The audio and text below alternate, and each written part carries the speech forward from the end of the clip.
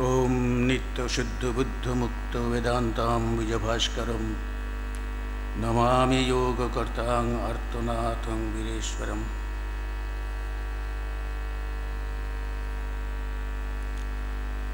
এখানে উপস্থিত পূজনীয় মহারাজদের সশ্রদ্ধ ভক্তিপূর্ণ প্রণাম নিবেদন করছি। উপস্থিত অন্যান্য মহারাজেরা এবং ব্রহ্মচারীবৃন্দ, তাদেরকে যথাযোগ্য প্রীতি নমস্কার এবং শুভেচ্ছাটি জানাচ্ছি। এবং উপস্থিত ভক্ত এবং রামকৃষ্ণ বিবেকানন্দ ভাব অনুরাগীরা, আজকে একটি বিশেষ দিন, যেই দিনে স্বামী বিবেকানন্দ এই ধরাধামে এসেছিলেন।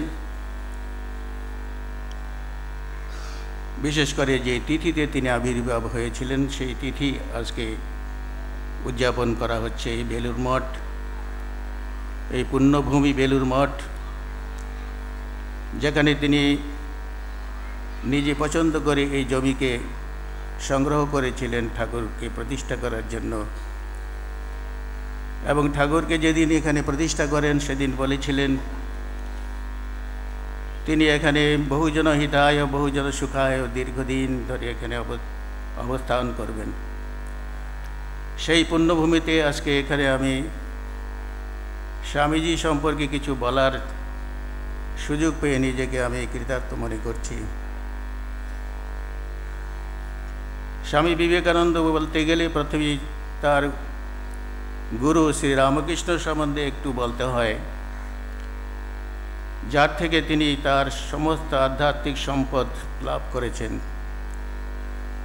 আবার অন্যদিকে যার আহ্বানে তিনি এই ধরাধামে এসেছেন শ্রী রামকৃষ্ণের কার্যভার গ্রহণ করার জন্যে।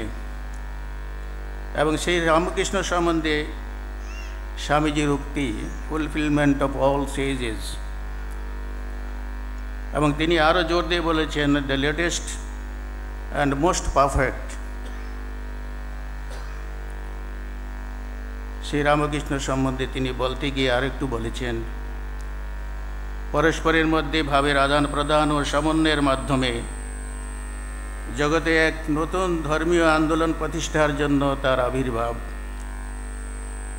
মানব মনের সকল বিভেদ দূর করে সকলের মধ্যে আধ্যাত্মিক মেলবন্ধন করে মানব সভ্যতাকে এক পূর্ণাঙ্গ রূপদান করাই ছিল তার আগমনের তাৎপর্য। এক কথায় তার জীবন ও বাণী মানব জাতির সার্বিক কল্যাণের জন্য নিবেদিত। এই আদর্শকে গ্রহণ করার জন্য, ধারণ করার জন্য এবং সর্বসাধারণের কাছে পৌঁছে দেওয়ার মতো এমন একটি সুদৃঢ় আধারের দরকার ছিল। এই আধারটি হলেন শ্রী রামকৃষ্ণের প্রিয় সন্তান নরেন্দ্রনাথ বা পরবর্তীকালে স্বামী বিবেকানন্দ। নরেনের মধ্যে তিনি দেখেছিলেন শাস্ত্রোক্ত সেই বিশেষ গুণগুণী, আশিষ্ট, দৃঢ়িষ্ট, বলিষ্ঠ, মেধাবী, সূত্রীয়, অকামাহত। এই আধারটিকে তিনি তাকে পূর্ণ করে দিয়েছিলেন তার আধ্যাত্মিক সম্পদে, যিনি হয়েছিলেন পরবর্তীকালে শ্রীরামকৃষ্ণ পুত গঙ্গাধারার বাহক, ধারক এবং মানব কল্যাণে তাই সেই পুতধারা সিঞ্চনের নবভগীরথ। রবীন্দ্রনাথ এক চিঠিতে সুমারাকে লিখেছিলেন, if you want to know India, study Vivekananda. তৎকালীন সমাজে বিখ্যাত ব্যক্তিদের অভাব ছিল না, তথাপি রবীন্দ্রনাথ স্বামী বিবেকানন্দকে বুঝতে বলেছিলেন রুমারলাকে। সেই দিকটিকে দেখতে গেলে কেন তিনি সেই কথাটি বলেছিলেন, কি দেখেছিলেন স্বামী বিবেকানন্দের মধ্যে, সেটি বলতে স্বামীজি ছিলেন ভারতীয় ধর্ম, সংস্কৃতি, সভ্যতা এবং সর্বোপরি তার গুরু শ্রী রামকৃষ্ণের বাণীর মূর্ত বিগ্রহ। তিনি ছিলেন উচ্চ নিচ্চ সকল মানবাত্মার চরম মুক্তির দিশারি স্বরূপ। তাই তিনি যুগনায়ক এবং তার বাণী যুগবাণী। স্বামী বিবেকানন্দ নামটি উচ্চারণ করলেই আমাদের মানসপটে যে চিত্রটি ফুটে ওঠে, সেটি হলো শৌর্যবীর্যে ভরপুর একটি জ্বলন্ত বিগ্রহ। আবার অন্যদিকে তিনি ধ্যানসিদ্ধ ঋষি, নিষ্কাম কর্মযোগী, সকল প্রকার দুর্বলতা কাপুরুষতার ঊর্ধ্বে নিত্যশুদ্ধ মুক্ত আত্মা, অথচ শান্ত সৌম্য এক সন্ন্যাসী। একদিকে বেদান্তি, পূর্ণজ্ঞানী, সকল মায়ামোহের ঊর্ধ্বে, আবার অন্যদিকে পরদুঃখে কাতর, উদার হৃদয়, করুণাময় এক অনন্য সন্ন্যাসী। এছাড়াও দেখব নানা প্রতিভায় ভরপুর এই সন্ন্যাসীর জীবন।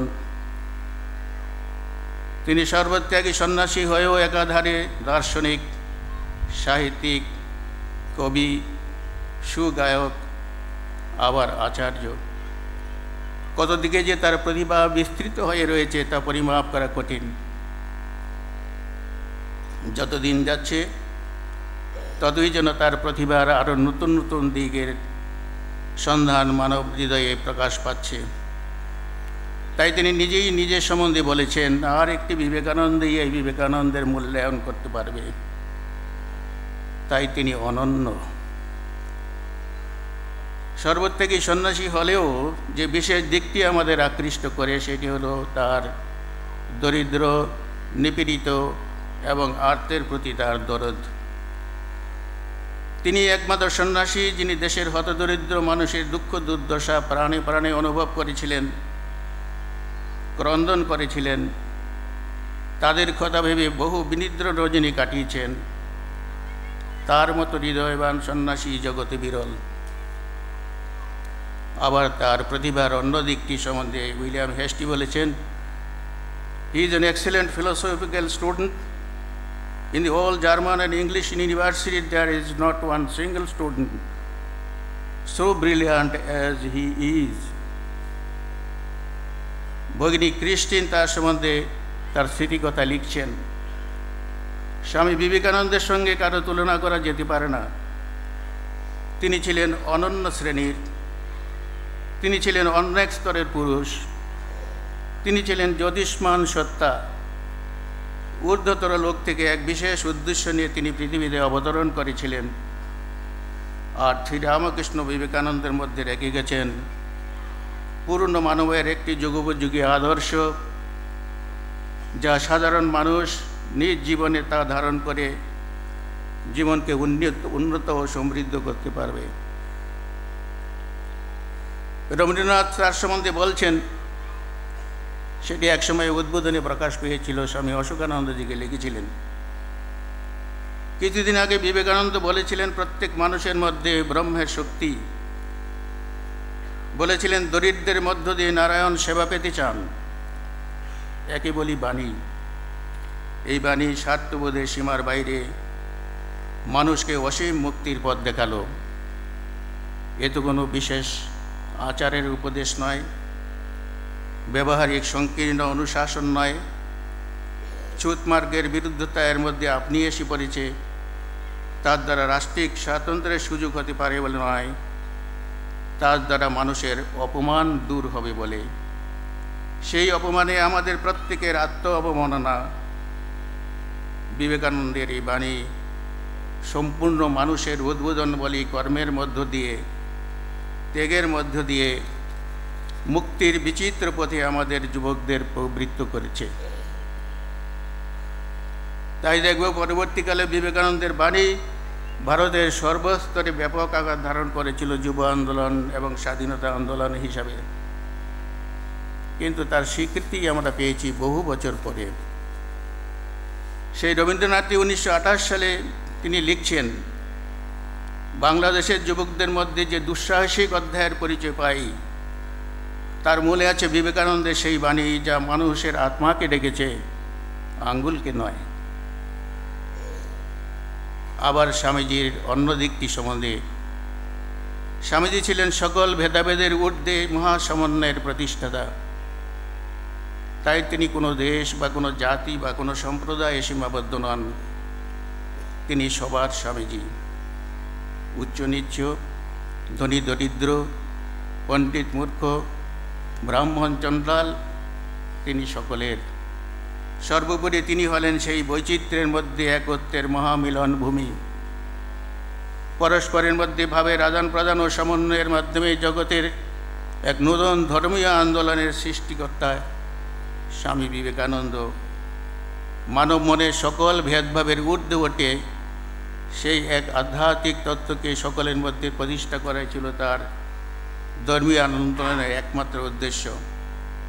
আর শ্রীরামকৃষ্ণ বিবেকানন্দের মধ্যে রেখে গেছেন পূর্ণ মানবের একটি যুগোপযোগী আদর্শ, যে আদর্শকে অনুসরণ করে সাধারণ মানুষ সর্বোচ্চ কল্যাণকর ভাবসমূহকে ধারণ করে নিজ জীবনকে উন্নত ও সমৃদ্ধ করতে পারবে।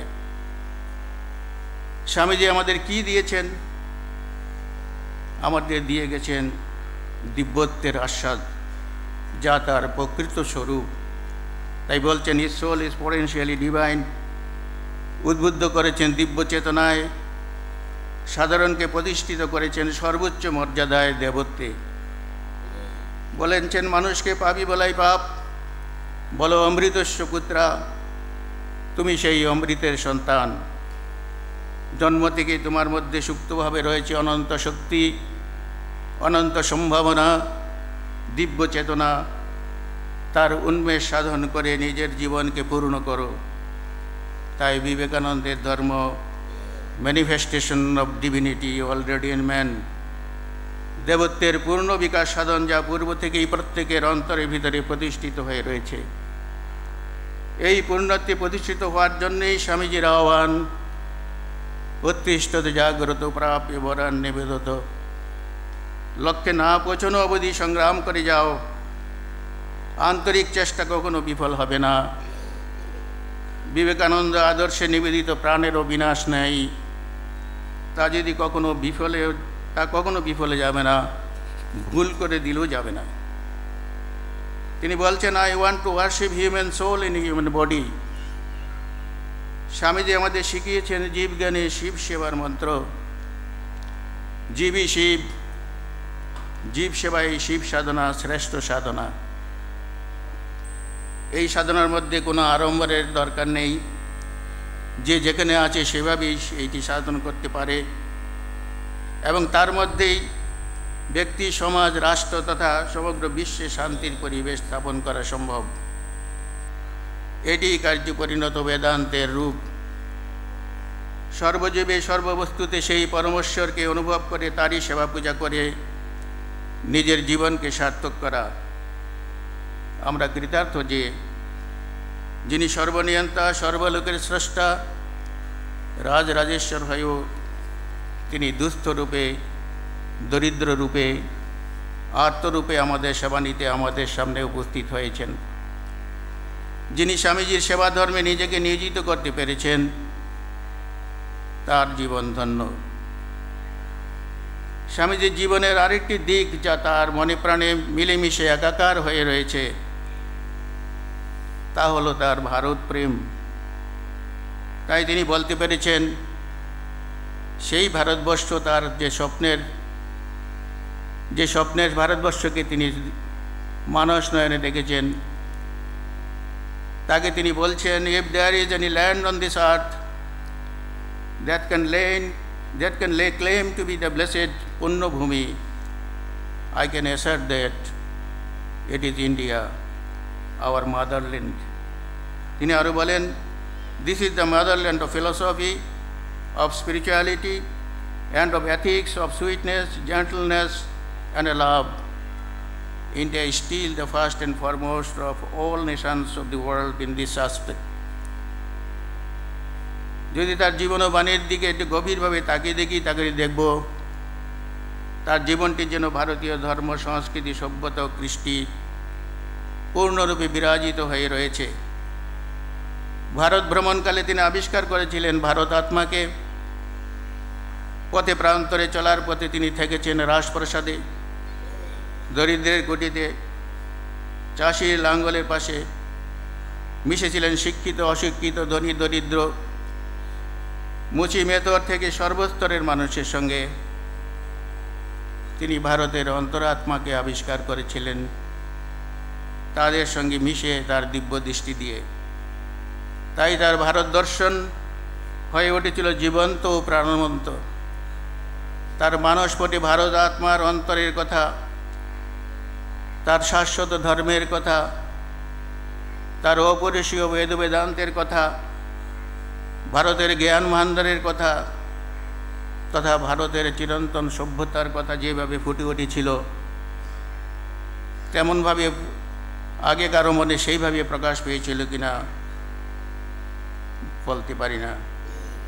তাই তার মাতৃভূমির প্রতি যে ভালোবাসা, সেটি তার ঈশ্বর প্রেমের সঙ্গে একাকার হয়ে গেছে। সন্ন্যাসী হয়েও তার ভারত দর্শন ও ভারত প্রেম মিলেমিশে এক নতুন দৃষ্টির সৃষ্টি করেছে, যা সকলকে স্বদেশ চেতনায় উদ্বুদ্ধ করে। মহিতলাল মজুমদার লিখেছেন, বিবেকানন্দের মতো সন্ন্যাসী অথচ দেশপ্রেমিক ভারতবর্ষ পূর্বে আর দেখা যায় নাই। তিনি যে শুধু ভারতের গৌরবের কথা বিশ্ব দরবারে প্রতিষ্ঠা করেছেন তা নয়, তার মাতৃভূমির প্রতি গভীর ভক্তি ভালোবাসা, তেজ ও উদ্দীপনাময় কথায় ভারত মাতা আমাদের কাছে নবরূপে আত্মপ্রকাশ করেছেন। স্বামীজি বিশ্বাস করতেন ভারতবর্ষ আবার স্বমহিমায় প্রকাশিত হবেন। তিনি বলেছেন, I to believe that India will awake again. If anyone could love with all his heart for the people of the country, যে বিবেকানন্দ নিজের মুক্তির জন্য একদা ব্যাকুল হয়েছিলেন, সেই বিবেকানন্দকে শ্রীরামকৃষ্ণ নিয়ে এলেন পথে প্রান্তরে, দরিদ্রের কুটিতে, রাজপ্রাসাদে, সর্বত্র। স্বামীজি আবিষ্কার করেছিলেন ভারত আত্মাকে এবং তার অনন্তকালের সভ্যতাকে। এবং স্বামীজি যে কথা আমাদের অন্তরে বাজে, সেটি তিনি আমাদের বলেছেন, যা আমাদের সাহস যোগায়, মনে নতুন আশার আলো জ্বালায়। কারণ এই যে প্রত্যক্ষ অভিজ্ঞতার কথা এবং অন্তরের কথা, এই অন্তরের নবজাগরণে মানুষের মনে সাড়া দিয়েছিল তৎকালীন সমাজে। স্বামীজির কথায় ভারত মাতা আমাদের সকলের কাছে নবরূপে প্রকাশিত হয়েছিল। তার অন্তরের ভালোবাসা মূর্ত হয়ে উঠেছে তার কয়েকটি কথার মধ্যে, যার জন্য তিনি তার মুক্তি পর্যন্ত চান না। Who cares for bhakti and mukti? I will go hell cheerfully 1,000 times if I can rouse my countrymen immersed in tamasa and make them stand on their own feet. ভারতবাসীর মুক্তির জন্য তিনিই একমাত্র সন্ন্যাসী। নিজের আত্মমুক্তিকে উপেক্ষা করে বলতে পেরেছেন, may I born again and again and suffer thousands of miseries so that I may worship the only God that exists, the only God I believe in, the sum total of all souls, and above all, my God the wicked, my God the miserable, my God the poor of all races, of all species, is a special object of my worship. এই সর্বত্যাগী ভারত প্রেমিক সন্ন্যাসী, যিনি ভারতের সর্বস্তরের মানুষের উন্নতির জন্য আত্মত্যাগ করেছিলেন, তাই তিনি বলেছিলেন যুবকদের আহ্বান করে, আমার ভিতরে যে আগুন জ্বলছে তা তোমাদের ভিতরে জ্বলে উঠুক, তোমাদের মন মুখ এক হোক, ভাবের ঘরে চুরি যেন একদম না থাকে, তোমরা যেন জগতের যুদ্ধক্ষেত্রে বীরের মতো মরতে পারো। এই বিবেকানন্দের প্রার্থনা। তিনি চেয়েছিলেন 1,100 men and women fired with the zeal of holiness, fortified with eternal faith in the Lord, and nerved of lion's courage by the sympathy for the poor and the fallen and the downtrodden, will go over the length and breadth of the land, preaching the gospel of health, the gospel of social rising up, the gospel of equality. তিনি আরও বলেছিলেন, বিশ্বাস বিশ্বাস, সহানুভূতি, অগ্নিময় সহানুভূতি, তুচ্ছ জীবন, তুচ্ছ মরণ, তুচ্ছ ক্ষুধা, তুচ্ছ শীত, অগ্রসর হও, পশ্চাতে চাইও না, কে পড়িল দেখিতে যাইও না, এগিয়ে যাও সম্মুখে। দেখব তারই আহ্বানে সাড়া দিয়ে বহু যুবক ভারত মাতাকে পরাধীনতার গ্লানি থেকে দূর করার জন্য আত্মবলিদান করেছিলেন। এবং তিনি আমাদের বলেছেন, তোমরা মানুষ হও, অমনি দেখবে বাকি সব হয়ে যাবে।